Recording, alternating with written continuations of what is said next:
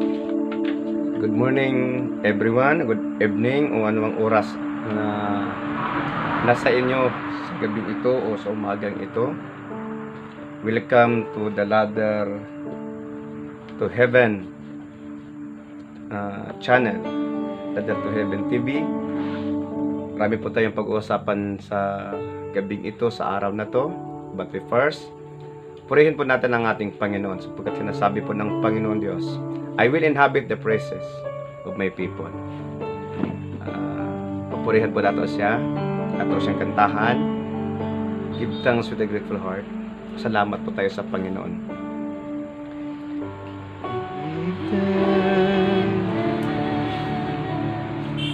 With a grateful heart, give thanks to the Holy One. Give thanks. We give you praises, thanksgiving, Father God. We worship you with all our hearts. We adore your holy name tonight, Lord, today. We declare that your grace and mercy be upon all the viewers and listeners, those watching all over the world. May your grace and mercy, Father God, be upon us, be upon them. Whatever problems that they have today, I speak blessing, I speak healing and deliverance. Whatever challenges na dumating sa bawat isa, anuman ang kanilang kalagayan, I declare it, O God, breakthrough and victory. Kung mayroon man silang karamdaman, I declare healing. I proclaim your power of healing, O God, your promise, healing and deliverance, Lord. By your stripe we are healed. And I release healing upon every one of us, upon everyone who have suffered sickness and disease. In Jesus' name. Anak, let the weak say, I am strong. Let the poor say, I am rich, because of what the Lord has done for us. Give thanks. Thank you, Lord. Thank you, Holy Spirit. Thank you for your wonderful presence tonight, today. In Jesus' name, amen and amen. Muli po, ito po si Pastor John Palermo ng Ladder to Heaven Ministry at Ladder to Heaven TV. Karong gabi una, atong hisgutan, we will talk about the hindrance of blessing sa mga nanampalataya. Bakit marami pong mga nanampalataya na nakatira pa din, they're living in the poverty line, na yung promise po ng Panginoon sa atin na tayo magkakaroon ng masaganang buhay. Kaya pag-uusapan natin ang patungkol sa mga nakaharang, hindrances of blessing and prosperity of the believers of Christ. So lahat nyo po, kung meron po kayong notes dyan, kuha po kayo ng notes tuwing po kayo aantabay sa amin as you're listening and watching this channel. Kuha po kayo ng notes ninyo, ballpen po ninyo, o kung mayroon po kayong maisulat, so that kung anong pag-uusapan natin at tatalakayan natin dito po ay meron po kayong pagkatapos meron po kayong babasahin, sapagkat when you heard, you will forget, but when you read, you will remember, and when you do, you understand. Amen po. Okay, pag-usapan natin, bakit po ba marami pong mga nanampalataya na nandoon pa din sa kahirapan? Ano kaya ang dahilan yan? What are the reasons why many believers of Christ are struggling financially, living in the poverty line or sometimes below poverty lines. Kaya po pag-uusapan natin yan on paano po tayo makapagtagumpay, how can we overcome, how can we experience victory over the power of poverty, over the power of crisis, over the power of struggles and financial situations. Babasahin ko po ang mga talatang ito, Jeremiah chapter 29 verse 11. Ito pong mga God's promise of abundance. Para alam natin na bakit ba ako'y naghihirap, na yun palang saad sa Ginoo. The promises of God is abundant life. Bakit po kabaliktaran pong nangyayari sa akin? Bakit po palang taliwas yung salita ng Diyos sa aking kalagayan? Kaya pag-uusapan natin, babasahin ko muna. Jeremiah chapter 29 verse 11 says, I have a plan set for you, says the Lord. Plans to prosper you, not to harm you.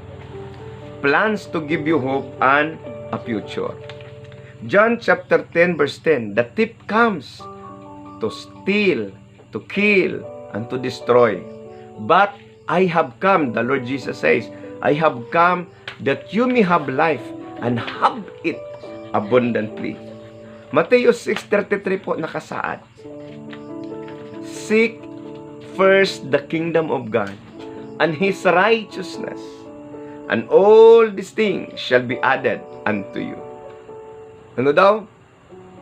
Unahon nato pagpangita ang gingharian sa Ginoo, magkinabuhi ta nga matarong, ug ang tanang butang nga atong gikinahanglan idugang sa Ginoo sa imuha.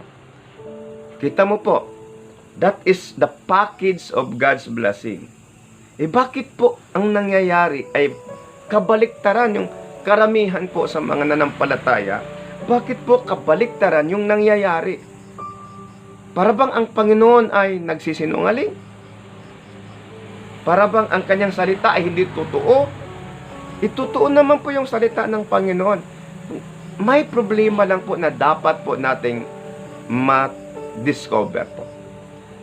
Okay? Mayroon po tayong isang hindi natin alam na kaaway. The unknown enemy. Na siya pong sumasalakay sa atin. Sapagkat yung naturo po sa atin, yung naturo sa atin ng simbahan, the known enemy is Satan. The known enemy is death. But the unknown enemy na hindi po naturo, ito po, turo ko sa inyo ngayong gabi. The unknown enemy of the believers of Christ is the ignorance. The ignorance, kamangmangan. Yun po ang sumasalakay po sa atin. Yung kamangmangan, yung ignorance. Bakit po yung ignorance ay nagiging kalaban po natin? Okay.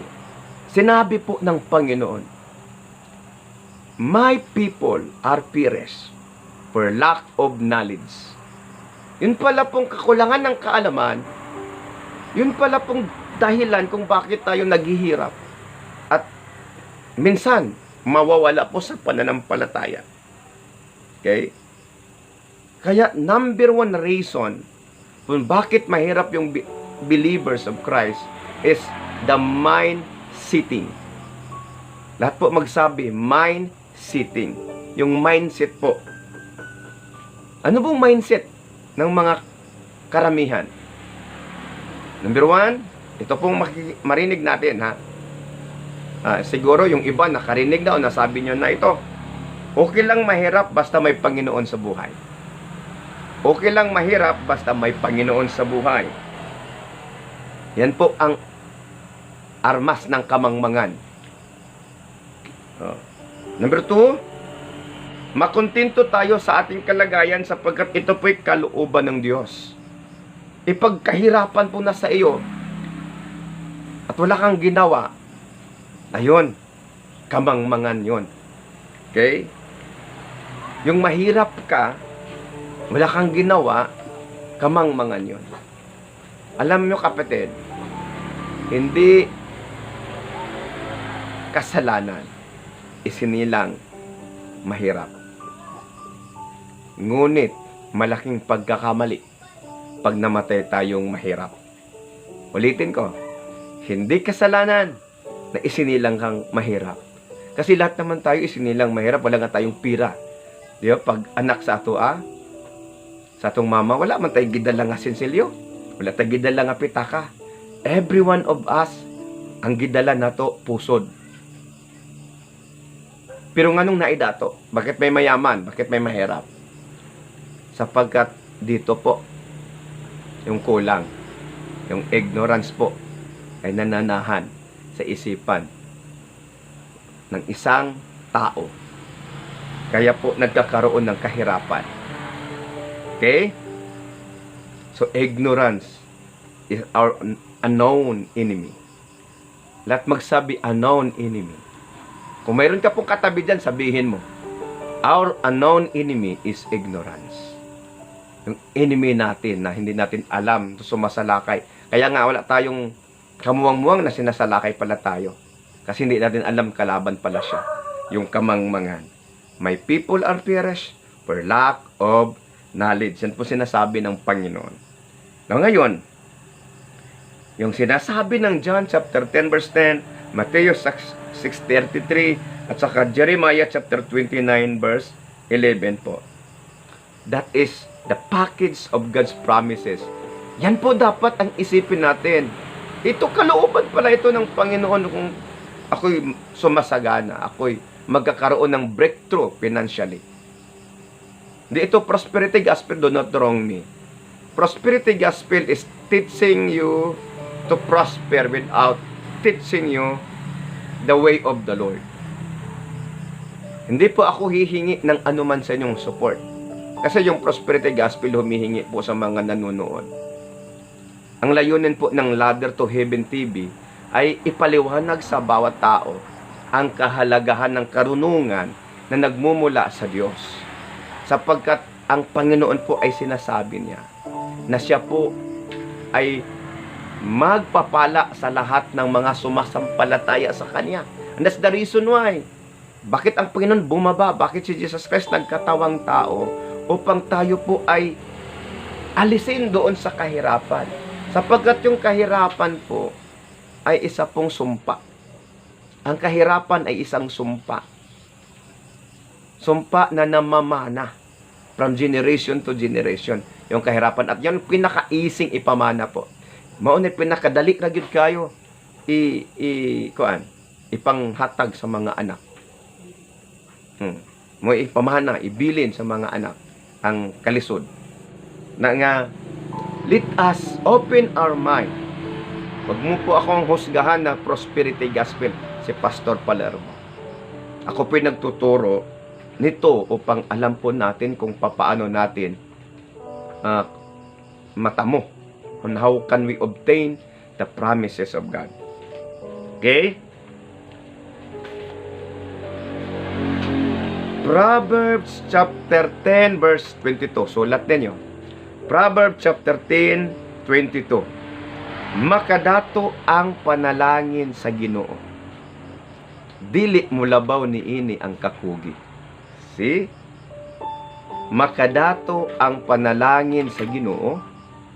Dili mo labaw ni ini ang kakugi. So, the blessing of the Lord, Englishin natin, so that the viewers worldwide maiintindihan yung sinasabi ko. The blessing of the Lord make us rich, and He adds no sorrow of it. Okay, ano ba yung blessing of the Lord? The blessing of the Lord is wisdom. Ulit, sasabihin ko. The blessing of the Lord is wisdom. Wisdom. The blessing of the Lord is wisdom. Hindi po ang Diyos magbibigay ng pira sa atin na hihintayin natin kakatok. O hihintayin natin yung may kakaroon ng bank book na hindi ka naman nag-open account, magkakaroon ka ng pera sa bangko. Hindi mangyayari yon. Tindihan. Yung una pong ibigay ng Panginoon sa atin, yung wisdom. Sapagkat God is so wise na hindi po siya magbibigay sa atin ng pera.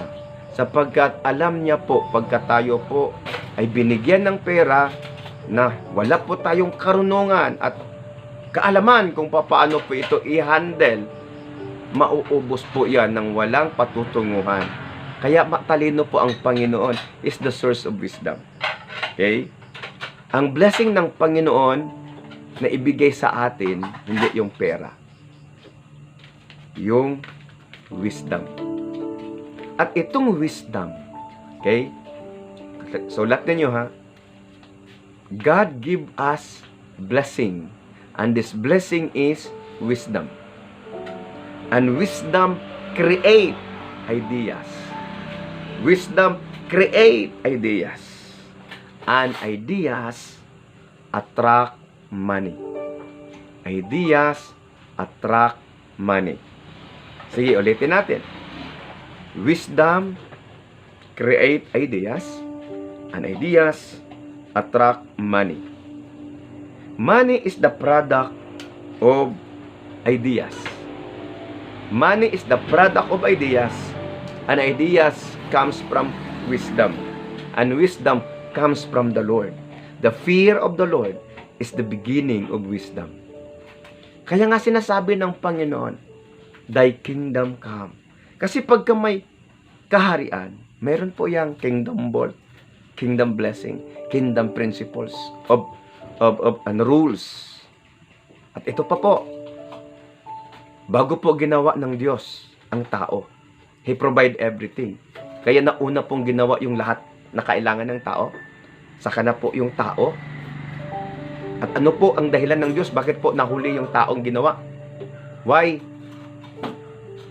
Man created lust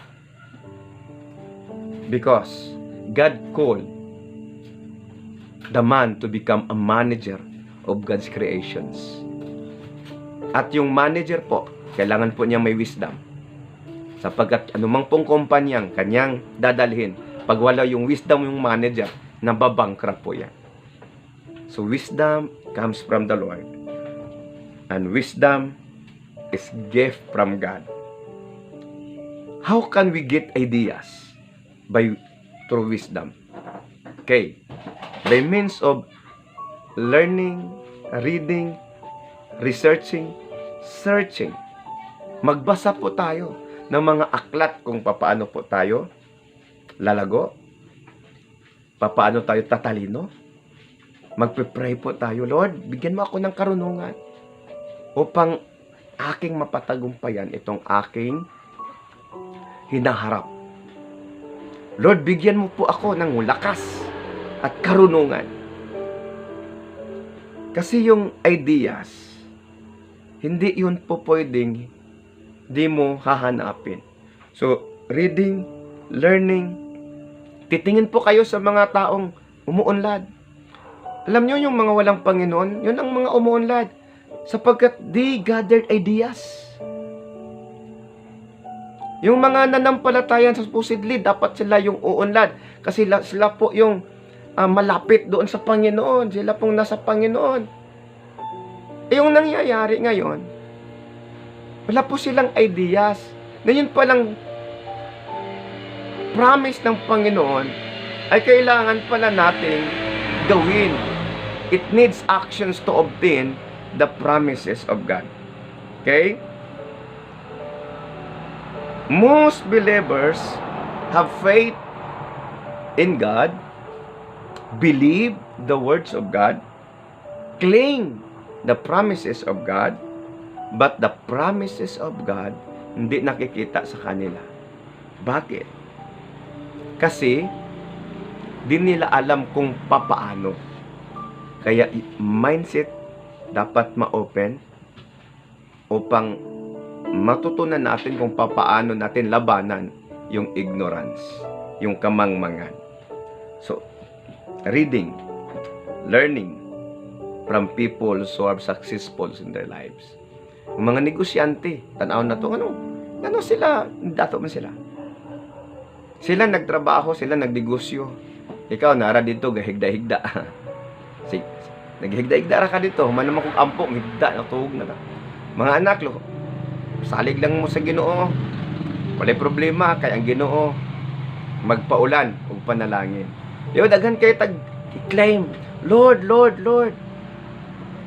I-bless ko Ginoo, panalangin ko, Lord God, make me prosper. Wala ka namang ginagawa. Paano yan? Ito ha, bigay ko sa yung example. O how faith works and manifest by action. Faith, narinig mong salita ng Panginoon, I have come that you may have life and have it abundantly. Hindi lang kaligtasan yan. Kasi yung iba, ang akala nila, kaligtasan lang yan. Kaya sinasabi ng Panginoon sa Matthew chapter 4 verse 4, man shall not live by bread alone, but by every word that comes out from the mouth of God. When God says, I have come that you may have life and have it abundantly, dalawang bagay po ang ibigay ng Panginoon sa atin. Number one, prosperity in the spirit, that is salvations. Number two, prosperity in all things. Kaya nga, panalangin ni Apostol John, sa nasabi niya doon sa kanyang aklat, brethren, I pray that you will prosper as well as your spirit prosper. So pagka lumago po yung spiritual po natin na kalagayan, lalago din po supposedly yung material po na physical po na kalagayan natin. Dapat po lalago. Pero bakit hindi po lumalago? Sapagkat po may kulang. Yung wisdom. Yung mindset. Okay. Before po ako magtatapos, kilala ba natin si Abraham, the father of our faith, the patriarchs? Okay, si Abraham po ay may pananampalataya. Napakadakila ang kanyang pananampalataya. Ngunit, ano ang ginawa ni Abraham so that the blessing of the Lord nagmamanifest sa kanya? Number one, anong livestock ni Abraham? Anong kanyang source of income? Livestock. Okay. Anong source of income ni Abraham? Livestock. Karnero, baka, asno, ano pa man na mga livestock po. Ano po ang source of survival ng livestock pag nagla-livestock po tayo?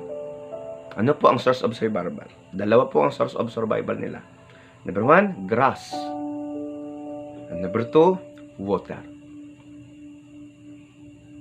Grass and water. The Lord provide the grass. Kaya nga po, isang sila Abraham palipat-lipat po ng lugar. Pinapastol po ng kanilang mga livestock. Pero ang problema po nila, tubig. Anong ginawa ni Abraham? Hindi po niya sinasabi, Lord, magbigay ka ng ulan, daming ulan, para makainom itong aking mga livestock. Kaya kung paulanon po sa Ginoo tuda para makainom, kaya di mo pwede dili po makainom. So paulanon, mabanlas po kay mag-landslide man. Yung taga-adlaw mag-ulan, na mo landslide. O, di ba? Mindset. Ang Ginoo, nasa yung mindset. Si Abraham, nasa yung mindset. Ang mindset sa Ginoo, niabot kang Abraham. Ang sige mo ni Abraham, para makatubig siya, nga dili magbaha. Nagkalot siya og he dug wells. Many wells. Daghan siya gihimo nga balon. Kalot og balon, kalot og balon, kalot og balon. Pag madami na po yung wells niya, dami pong tubig, so dami pong livestock, dami pong income. Kaya sinasabi ng Biblia, si Abraham po ay mayaman. Si Abraham po ay mayaman. May dalawang tao po na nampalataya sa Biblia at pumili po tayo kung saan po tayo bibilong. Number 1, si Lazaro. Nagkasama po sila ni Abraham. Si Lazaro po, kung gusto niyo po si Lazaro, kayo na lang po. Ako gugustuhin ko si Abraham. Yung mayaman, may Panginoon. Si Lazaro, walang yaman, may Panginoon. Ako gusto ko kay Abraham. Kayo po, saan po kayo lilinya? Kay Lazaro o kay Abraham? Kaya po, mindset. Mindset. Nais po ng Panginoon na pagpalain po tayo. Pero saan po ilalagay yung pagpapala? Saan po idadaan? Make a channel of blessing. Make a channel of blessing. Hindi po pinapakain yung tamad. At saka yung bubo ay hindi po pinagpapala. Kinsa man sa inyo ha, muhatag og 1 million sa tao nga wa kahibalo unsa uniyang 1 million. Kung dili gani ka muhatag, labon ng Ginoo. Munang daghan kayo magsigig hilak, Lord, padato ako. Ang sa Ginoo lingo-lingo, dili pwede. Ngano man, mindset ang problema. Ignorance.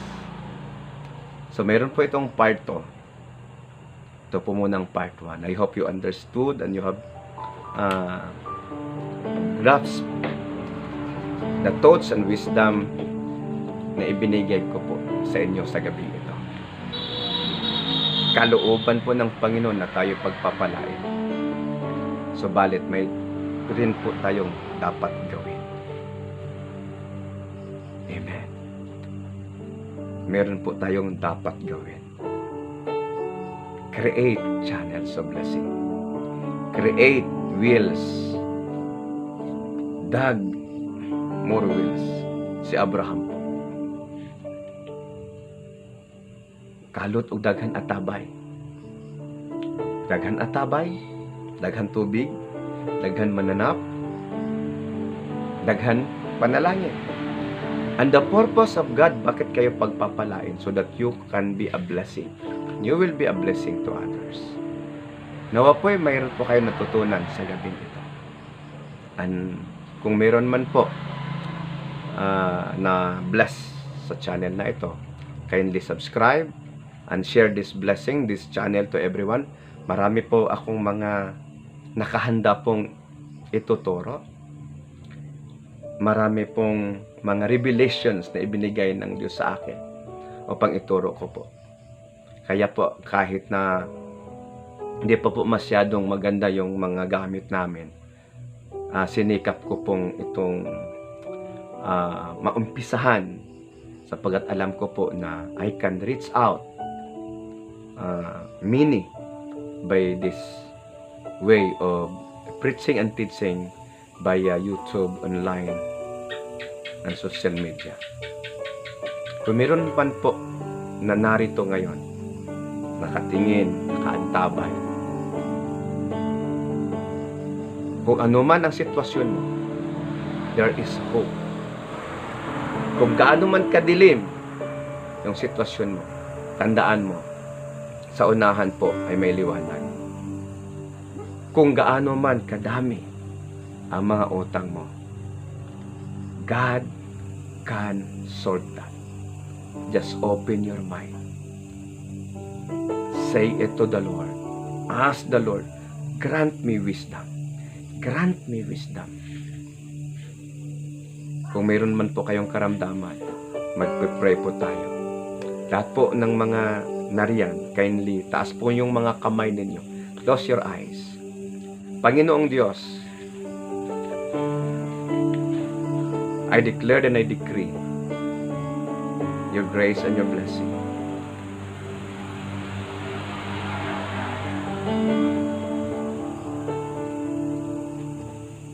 I proclaim, Holy Spirit, that your anointing will come. That your anointing will flow. That your anointing will manifest sa lahat po, Panginoon, na na nakikinig, nanonood via YouTube sa channel pong ito. I do not know them, but I pray, Lord Jesus,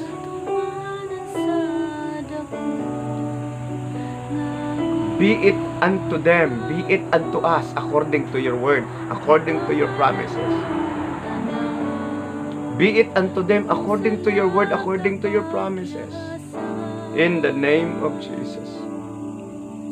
In the name of Jesus.